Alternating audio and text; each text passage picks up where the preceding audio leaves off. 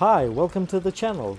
Today we're talking about a professional diver's watch from Tissot. Did I get your attention?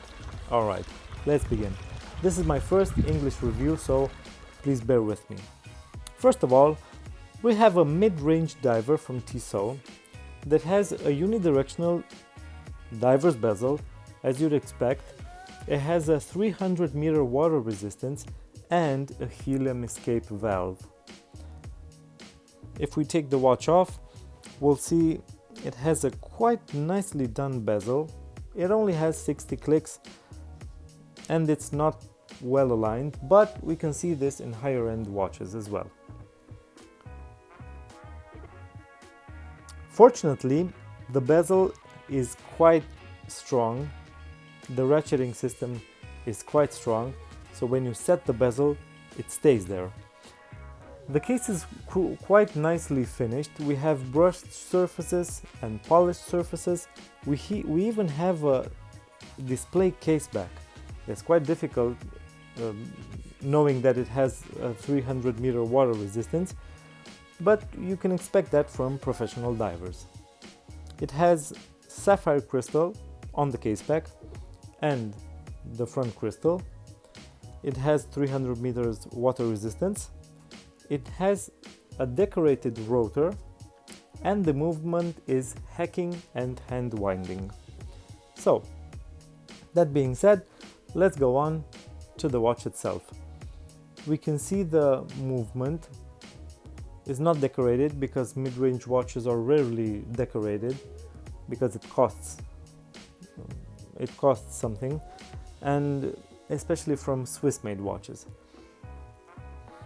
The strap is quite nice, it's very comfortable, and the clasp is again brushed. It's signed as the crown and it feels quite nice on the wrist. It feels quite sturdy, which you'd expect from a mid-range diver that's more expensive than an SKX, which is a professional diver, but more on that later.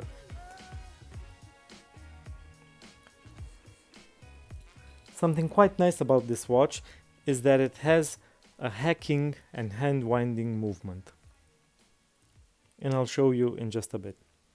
Why is it important to have a hand winding movement if you have an automatic, you can ask. But when you have an automatic, it's quite frustrating to have to always set the date if you haven't worn your watch for 3 or more days. If you've paid attention, you'll notice that the seconds hand stopped. That's the hacking feature of the watch, and it lets you set your watch precisely.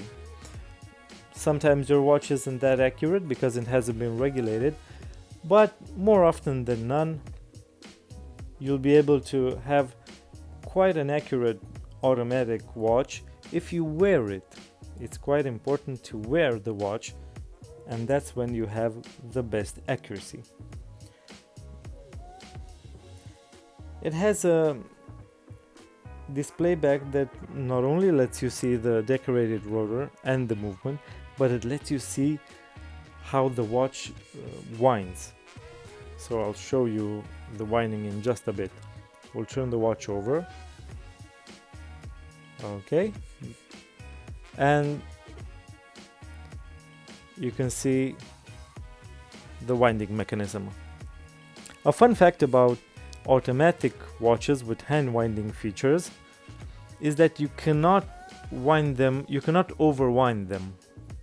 They have a special feature that doesn't allow you to wind them, to overwind them, to essentially to damage your movement. So it won't happen. Moving on, the lume is quite nice on this watch. Of course, these lighting conditions won't let me show you the lume, so I'll post a picture I posted on my Instagram account. It looks quite nice.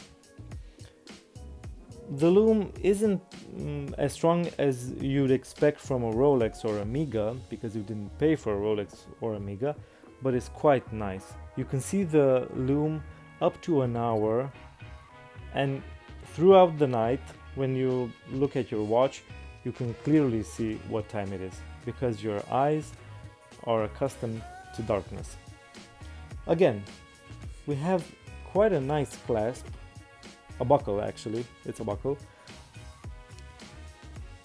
The strap is well constructed, long enough to let you wear the watch on a wetsuit, so that's quite nice.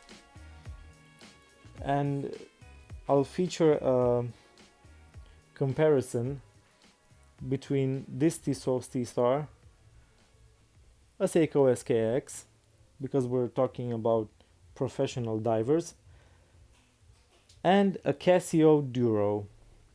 This is one of my favorite watches because it's a diver's watch, a 200-meter diver's watch, a quartz piece, but it's quite close to what you'd expect from a professional diver.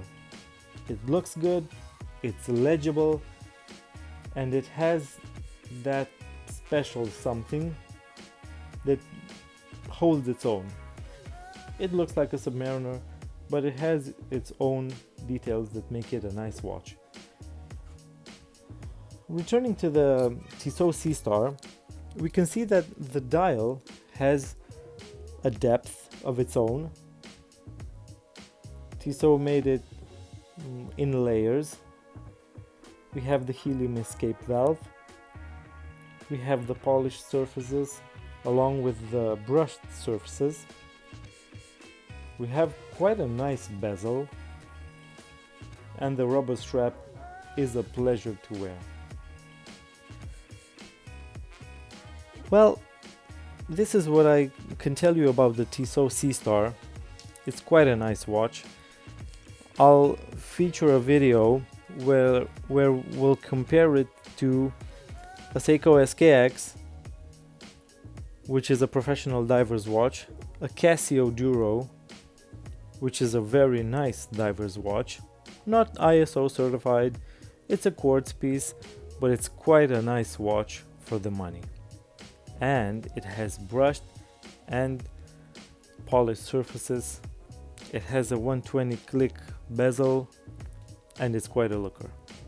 So, I told you that we have a saturation diver. What does that mean? Well, when you have commercial dives, when you dive for say 2 to 3 days, 1 to 2 weeks, the pressure is different.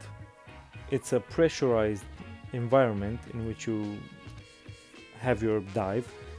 In a diving bell or a bathyscaphe, you have a different composition of the air you're breathing. There's more helium, and we know helium has a smaller molecule than oxygen, so it will enter your watch easily, even if it's sealed, even if you have the new gaskets, it will get in your watch. That's not a problem.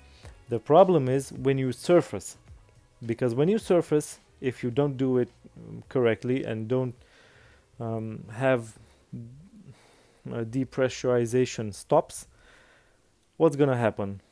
The helium and the other gases in your watch will expand in a quick manner that could pop your crystal out, could crack your crystal if it's sealed with adhesive, or it could damage your watch.